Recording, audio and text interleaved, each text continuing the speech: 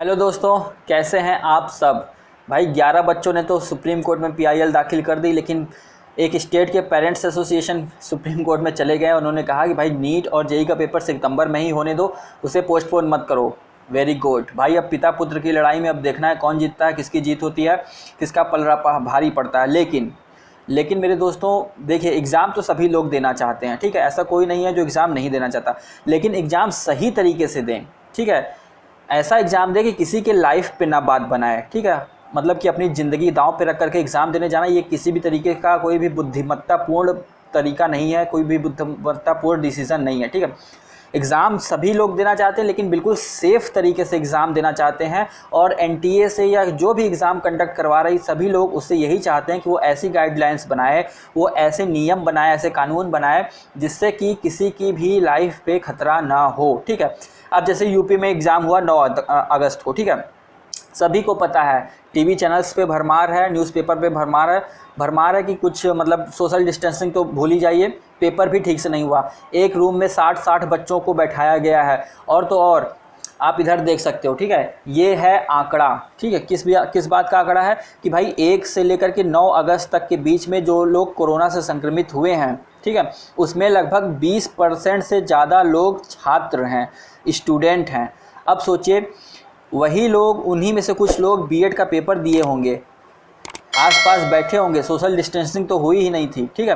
तो अब खतरा नहीं है क्या, आप ही बताइए, क्या खतरा नहीं है।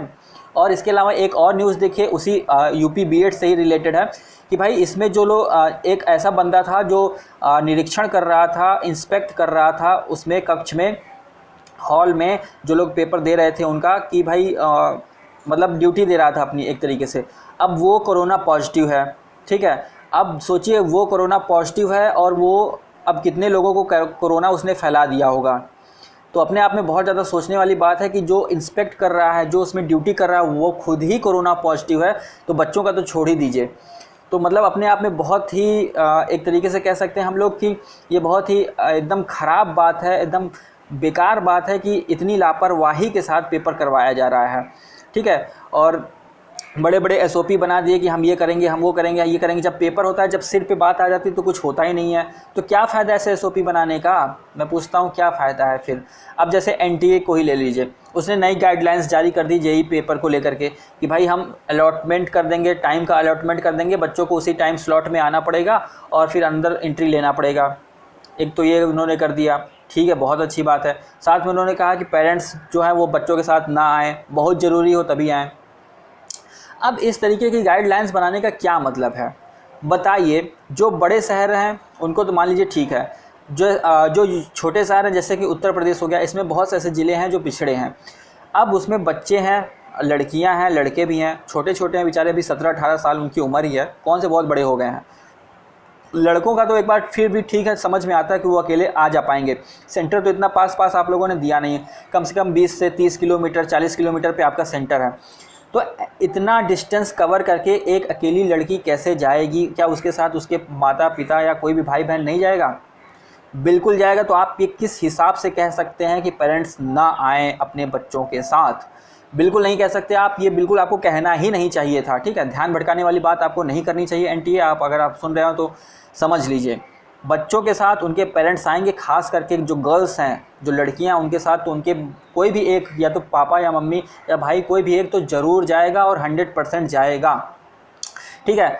अब आपने टाइम स्लॉट दे दिया, ठीक है, अच्छी बात है, हो सकता है कि इससे भीड़ कम हो जाए, लेकिन जो सेंटर पे पहुंचने वाले लोग होंगे वो तो टाइम से पहले ही पहुंच जाएंगे, ठीक है। क्योंकि आपने सेंटर इतना दूर बना रखा है, तो भाई लोग घर से चलेंगे तो ये सोचेंगे कि चलो हम 1 घंटा पहले ही सेंटर पे हम पहुंच जाएंगे। रास्ते में अगर कुछ हो जाता है, बस ख़राब हो जाती है, गाड़ी ख़राब हो जाती है, इधर उधर की बात हो जाती है, इससे अच्छा भाई कि हम थोड़ा सेंटर पे जल्दी ही पहुंच जाएँ, हम थोड़ा वेट कर लेंगे वहाँ पर, कोई बात नहीं।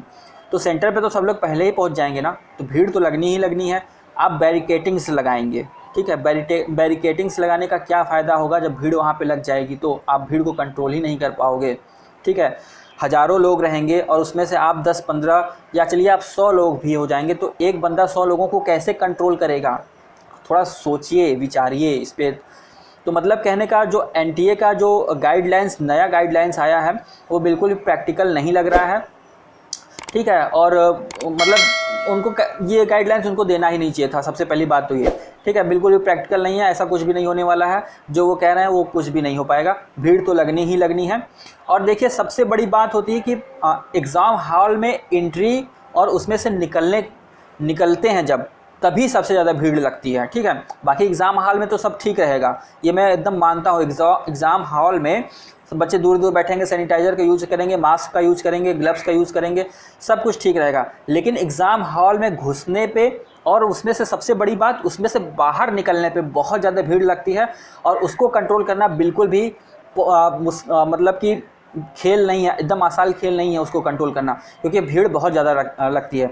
बच्चे निकल रहे हैं, पेरेंट्स उनके सामने हैं, गेट के सामने हैं कि बच्चे तुरंत निकले, मुझे देख लें और मेरे पास आ जाएं, नहीं तो पता चला इधर उधर भटक गए। मतलब बहुत तरह तरह की बातें होती है। कुछ लोग का पेपर ख़राब हो गया, भाई मूड ऑफ है, पता नहीं निकला कि नहीं निकला एग्जाम सेंटर से, पेरेंट्स उसके बाहर खड़े रहते हैं कि मेरा बच्चा निकला कि नहीं निकला, कहाँ गया कहाँ नहीं गया, कहीं कुछ इधर उधर मतलब है। तो कहने का मतलब है कि ये जो गाइडलाइंस है बिल्कुल भी प्रैक्टिकल नहीं लग रहा है, इस पर और वर्क करने की ज़रूरत है। और 14 तारीख को जो सुप्रीम कोर्ट में सुनवाई होगी, उसमें सुप्रीम कोर्ट एनटीए से सबसे पहले यही कहेगा कि आपकी क्या तैयारियां हैं एग्ज़ाम को लेकर, कि आप कैसे एग्ज़ाम कंडक्ट करवाओगे, ठीक है। और उसी में फिर वो नेक्स्ट डेट दे देगा, और एनटीए नेक्स्ट डेट मांग लेगा कि हम अभी मीटिंग करेंगे और अच्छी से अच्छी गाइडलाइन देंगे। तो यार देखिए, एग्ज़ाम हो, अच्छे से हो, यही सब चाहते हैं। बिल्कुल भी कोई भी उसमें दिक्कत ना हो, किसी की लाइफ पे रिस्क ना हो, बस यही सब चाहते हैं। एनटीए इतनी अच्छी गाइडलाइंस बनाए कि सभी लोग अच्छे से, किसी को प्रॉब्लम ना हो, एग्ज़ाम दे लें, ठीक है। तो आज की वीडियो में फिलहाल इतना ही रखते हैं, ठीक है। अगर एग्ज़ाम हो जाता है तो बहुत अच्छी बात है, पूरी सावधानी के साथ जाइएगा। लेकिन जब तक अच्छी गाइडलाइन नहीं बनती तब तक मेरा दिल तो नहीं करता है कि भाई हाँ बोल दें कि एग्ज़ाम हो। अगर बहुत ही अच्छी गाइडलाइंस बन जाती हैं और उसका सच में पालन भी होता है तो भाई बिल्कुल एग्ज़ाम होना चाहिए। मैं मतलब एग्ज़ाम होने के पक्ष में हूँ, ठीक है। लेकिन अगर ऐसी गाइडलाइंस नहीं बनती तो बिल्कुल एग्ज़ाम नहीं होना चाहिए, और एकदम बिल्कुल नहीं होना चाहिए, बस इसके आगे कुछ नहीं। नो मतलब नो, नो मीन्स नो, ठीक है। तो ठीक है, आज की वीडियो में बस इतना ही रखते हैं दोस्तों, बाकी मिलेंगे नेक्स्ट वीडियो में।